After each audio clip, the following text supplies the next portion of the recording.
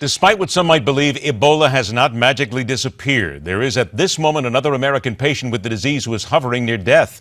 Add to that the distinct possibility that the Ebola crisis could cause cases of measles to spike. You have a still festering brew of medical danger. So let's get the scoop. Welcome in the founder and host of The Doctor Weighs In, board-certified internist and emergency physician, Dr. Patricia Salber joins us again. Dr. Pat, thanks for being here. My pleasure. This actually catches a lot of people off guard because here we haven't heard from Ebola in a while, and all of a sudden we have now an American Ebola patient who was overseas who is now in critical condition. This disease has not magically gone away, has it? No, I think what magically went away was the attention of the American people.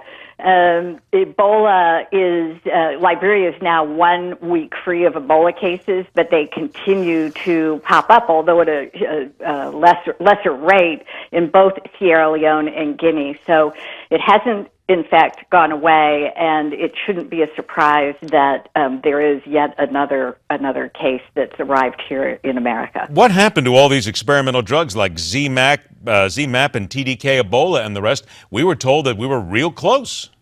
Yeah, well, they are doing clinical trials. That's good news, and I think we are getting closer to a vaccine, but, you know, you have to approach these things in an orderly fashion, and unfortunately, you know, this disease is kind of springing back to life before we've actually ended up with our vaccines. And by the way, I had a conversation with somebody from Liberia recently who said, you know, I don't think we're out of the woods yet either because our rainy season is coming up, and that's the time when we saw the big explosion of Ebola last year in Liberia. When we saw that explosion, we saw all the various medical groups just launch into action immediately. The entire world seemed to be all jacked up to see if they could find a cure for this.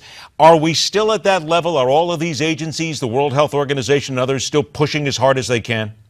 Well, it's hard to say. I don't think they're pushing in the way that they were at the peak of the crisis, but we do know that aid agencies continue to be there, and a lot of them had started to focus on what can we do to improve the public health infrastructure so this won't happen again.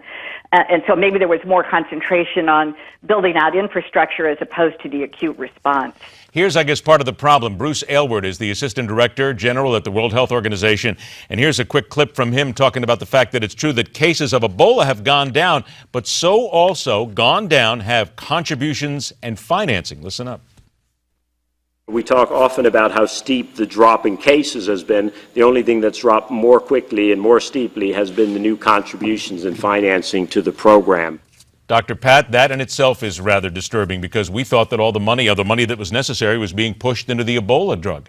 Yeah, but I think it happens with every crisis. When the Haiti earthquake hit, there was an outpouring of contributions and support for Haiti, and then our attention turned somewhere else. It seems to happen with every kind of public health crisis that we have, and it speaks to maybe us needing to think about, you know, other ways in which we finance ahead of time as opposed to just being, you know, responding to crises. I got about 45 seconds left here. Do you agree with those? And I'm looking at a University of Southampton study that talks about the fact that there could be a measles outbreak that could actually come from the Ebola issue itself. It could cause that spike. Do you agree with that? Yeah, well, what's happened is, you know, people have become afraid to go to the health system because that's where all the Ebola cases were, and the health system was stressed. So things like immunizations fell by the wayside, and we do know that some of the cases of which we counted as Ebola deaths may in fact have been deaths due to other kinds of infections. And measles is incredible. You saw what happened here in the U.S. when some people quit vaccinating. It's very infectious, and it can spring up again. And by the way, it's a really legitimate concern. They are talking about the fact that the anti-vaxxers are the cause of the outbreak at Disneyland in Southern California. I just read that the other day, so please get your kids vaccinated. Dr. Pat Salber, always a pleasure to have you on the show. Thanks so much for joining us. Thank you very much. All right, take care. Third and final Tuesday hour on deck, Election Day in Israel. No matter who wins, how will this impact the United States? How did CIA money wind up in the hands of al-Qaeda?